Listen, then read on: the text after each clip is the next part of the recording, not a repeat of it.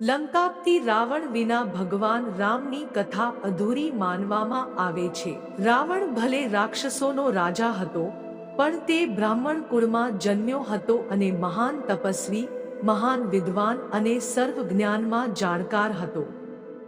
રાવણ સાથે જોડાયેલા અજાણ્યા રહસ્યો જાણવા માટે આ વિડિયો પૂરો જોવો. રામકથાના ખલનાયક ગણાતા લંકાપિત રાવણના જીવન સાથે જોડાયેલા ઘણા રહસ્યો છે જેના વિશે હજુ પણ ઘણા લોકો અજાણ છે. રાવણની જેમ જેને આપણે બધા રાક્ષસોના રાજા તરીકે જાણીએ છીએ, તે પણ ભગવાન બ્રહ્મા સાથે સંબંધિત હતા. વાલ્મીકી રામાયણ અનુસાર લંકાના રાજા રાવણ પરમપિતા બ્રહ્માના વંશજ હતા.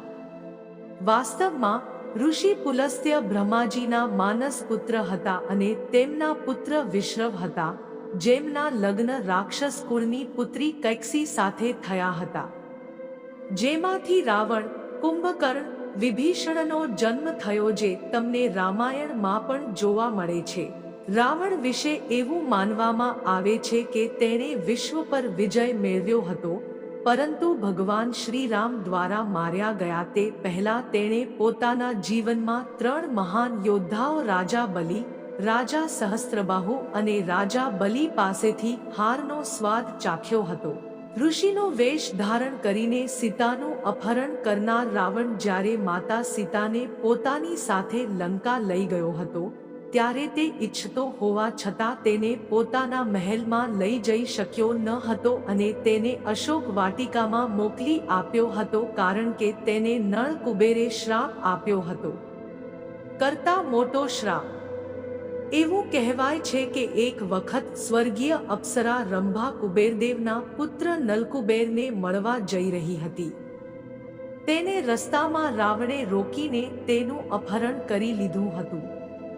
આ ઘટનાથી ગુસ્સે થઈને નલા કુબેરે રાવણને શ્રાપ આપ્યો કે જો તે કોઈ પણ સ્ત્રીને તેના મહેલમાં સંમતિ વિના રાખશે અથવા તેની છેડતી કરશે તો તે જ ક્ષણમાં તે બળીને રાખ થઈ જશે. ઉલ્લેખનીય છે કે રાવણના સાવકા ભાઈ કુબેરને હરાવીને રાવણે લંકા પર કબજો કર્યો હતો. રાવણનું અભિમાન તેના મૃત્યુનું મુખ્ય કારણ બન્યું. વિશ્વ વિજેતા બનવા માટે રાવણે ભગવાન બ્રહ્માને પ્રસન્ન કરવા માટે કઠોર તપસ્યા કરી હતી, જે પ્રસન્ન થઈને વરદાન માંગ્યું હતું, જેના પછી તેને પોતાની શક્તિઓ પર ગર્વ થયો અને તેણે બ્રહ્માજીને કહ્યું કે તેને વાંદરાઓ અને મનુષ્યો સાથે મારી નાખવા જોઈએ. વરદાન માંગતી વખતે તેણે વિચાર્યું કે વાંદરાઓ અને મનુષ્યો જેવા તુચ્છ જીવો રાવણને શું નુકસાન પહોંચાડી શકે છે, જેનાથી દેવતાઓ ડરતા હતા. આ મોટી ભૂલ તેમના માટે ઘાતક સાબિત થઈ અને અંતે ભગવાન શ્રી રામ દ્વારા તેમની હત્યા થઈ.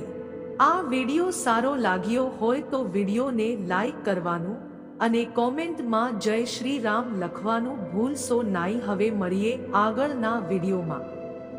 જય શ્રી રામ.